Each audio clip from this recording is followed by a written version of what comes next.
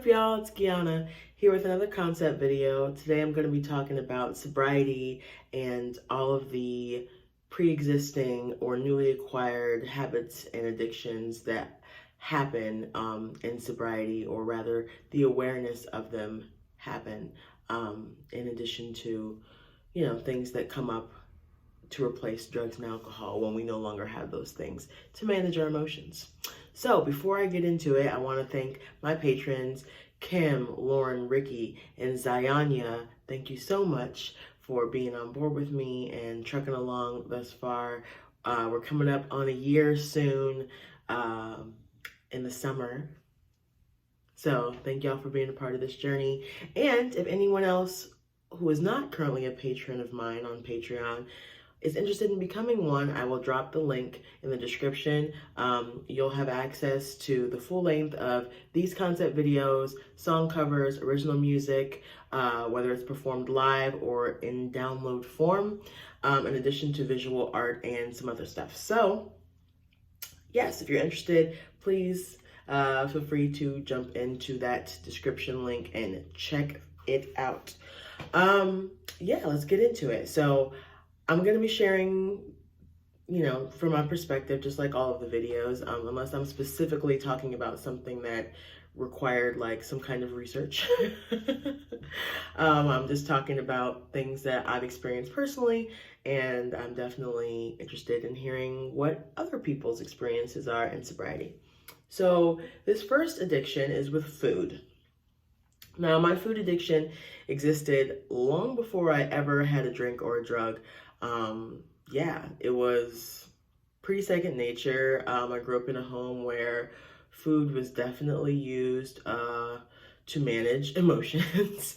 And like at the time it was just like, food feels good. It feels good to eat something delicious. Like, it changes the way I'm feeling. If I'm not feeling great, or if I am feeling great, like, food is a great way to celebrate. I eat when I'm bored. I eat when I'm anxious. I eat when I'm stressed. So, food. Although I knew I had that issue with food beforehand, before my journey with sobriety, it was only after getting sober that I was able to look at other areas of my life that I was, using to cope, not in a productive way. And I was able to like really zoom out and be like, oh wow, how long have I struggled with this eating thing? And was able to trace it back to like as early as like 9 years old, and I'm 31 now.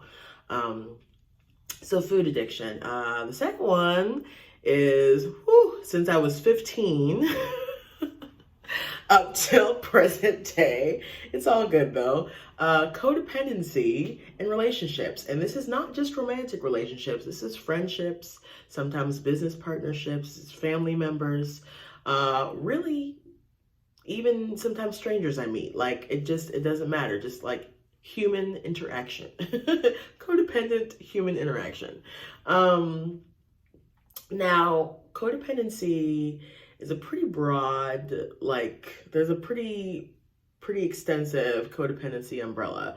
And for like the full description, I would recommend you check out Melanie Beattie's book, Codependency No More, because she goes in about all the layers that there are. But an example of codependence behavior, right, because there are many, is basically, for example, if I am friends with someone and that person is clearly expressing that they're like in a good mood, I feel responsible for that emotion. And so I want to keep them happy. So I do things to make sure that